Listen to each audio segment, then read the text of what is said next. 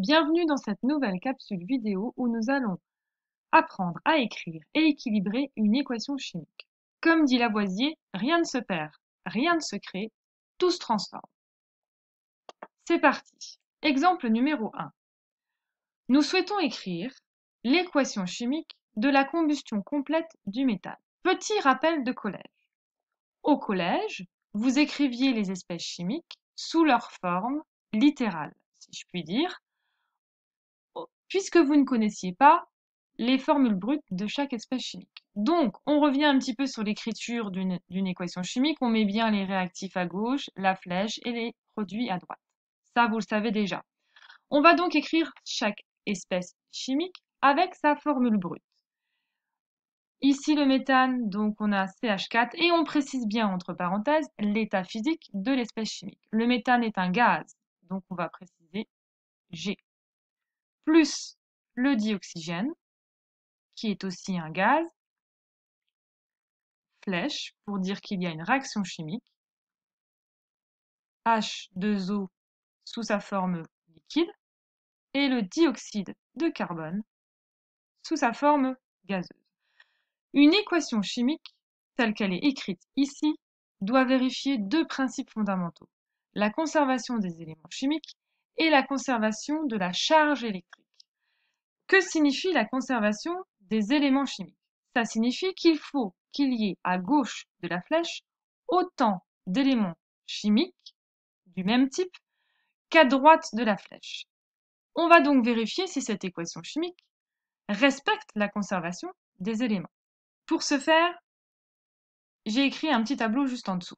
On va donc compter le nombre de carbone qu'il y a à gauche de la flèche. Ici, il y a un atome de carbone à gauche. Ici, il y en a un aussi.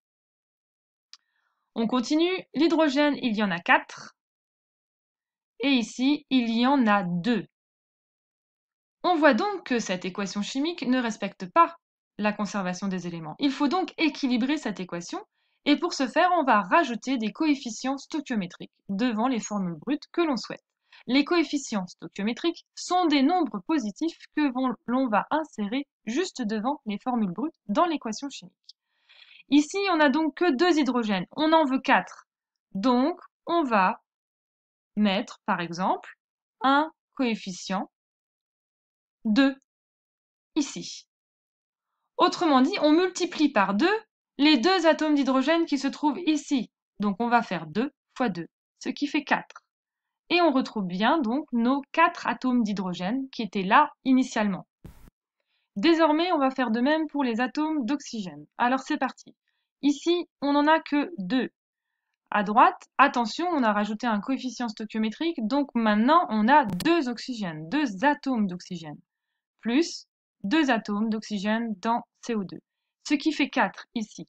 Or, on n'en a pas 4 initialement, donc il faut qu'on rajoute le bon coefficient stoichiométrique pour avoir 4. 2 fois 2, ça fait 4. On rajoute donc 2 ici. Et on obtient donc bien 4 atomes d'oxygène initialement.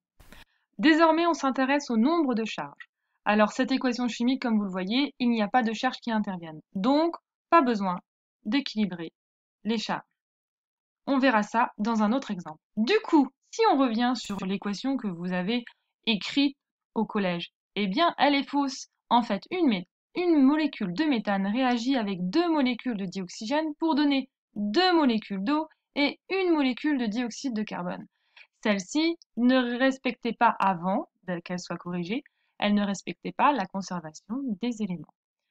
D'où l'importance de mettre des coefficients stoichiométriques. Alors il reste maintenant à s'entraîner.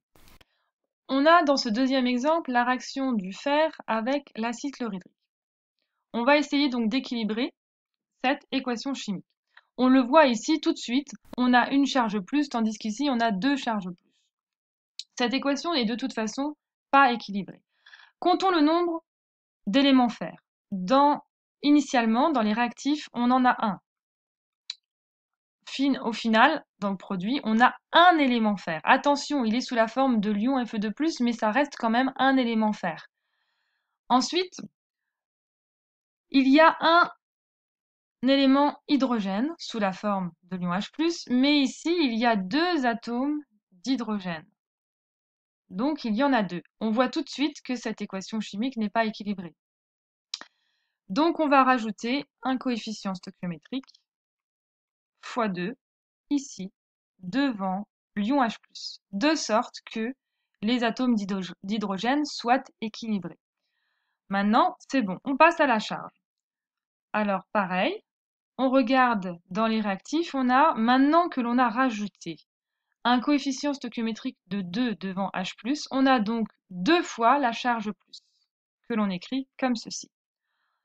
Et donc au final, on voit ici qu'on a aussi 2 fois la charge plus. Finalement, quand on a rajouté le coefficient stoichiométrique ici, sans le savoir, on a aussi équilibré en fait les charges. Donc voici un troisième et dernier exemple. Voici l'équation chimique entre les ions cuivre 2 et l'aluminium solide, ce qui donne du cuivre solide et des ions Al3+. Alors on voit tout de suite de façon très rapide que ici les atomes sont équilibrés puisqu'on a un atome de Cu avant et un atome de Cu après, un atome d'aluminium avant et un élément chimique aluminium après. Ok, du coup on regarde juste les charges. On voit tout de suite qu'ici on a 2+, et ici on a 3+. Donc il y a un problème, les charges ne sont pas équilibrées. Donc on va marquer ici 2+, et de l'autre côté on a 3+. Comment faire pour équilibrer ces charges? On va trouver donc un coefficient stoichiométrique tel que les charges soient équilibrées. Alors on essaye de trouver un coefficient qui est proportionnel pour les deux. Autrement dit, ici, si on fait 2 fois 3, ça fait 6. Si on fait 3 fois 2, ça fait 6. Donc 2 fois 3, ça fait 6 plus. Et 3 fois 2, ça fait 6 plus. Donc si on met un coefficient stoichiométrique de 2 devant Al3+, et de 3 devant Cu2+, on aura bien d'un côté 3 fois 2, 6+, et de l'autre côté 2 fois 3, 6+. Les charges sont équilibrées, sauf que maintenant, étant donné qu'on a rajouté des coefficients stoichiométriques, il faut regarder si on a bien la conservation des éléments, puisque lorsqu'on rajoute des coefficients, il faut toujours recompter pour voir si on a le bon nombre d'éléments de chaque côté de la flèche. Ici, on a donc, on vérifie, 3 éléments Cu. Sauf que là, on n'en a plus que 1. Donc pour l'élément Cu, ici, on en a 3. Et ici, il n'y en a qu'un. Donc qu'est-ce que l'on va faire? On va rajouter de nouveau un coefficient stoichiométrique devant le Cu solide. Et ainsi, non seulement on a équilibré les charges, mais en plus, on a équilibré les éléments cuivre. Alors maintenant que vous avez tout compris, faisons de même avec l'élément aluminium. Ici, l'élément aluminium, on voit bien qu'il n'y en a qu'un avant. Ici, très rapidement, on voit qu'il y en a 2. On peut donc équilibrer en rajoutant un coefficient stoichiométrique avant l'aluminium. Ici, on a bien 2 éléments aluminium avant et 2 éléments aluminium après. Et ainsi, notre équation chimique est équilibrée. Voilà, je vous laisse donc vous entraîner avec toutes les réactions chimiques à ajuster dans l'activité que je vous ai donnée. Bon courage et à bientôt!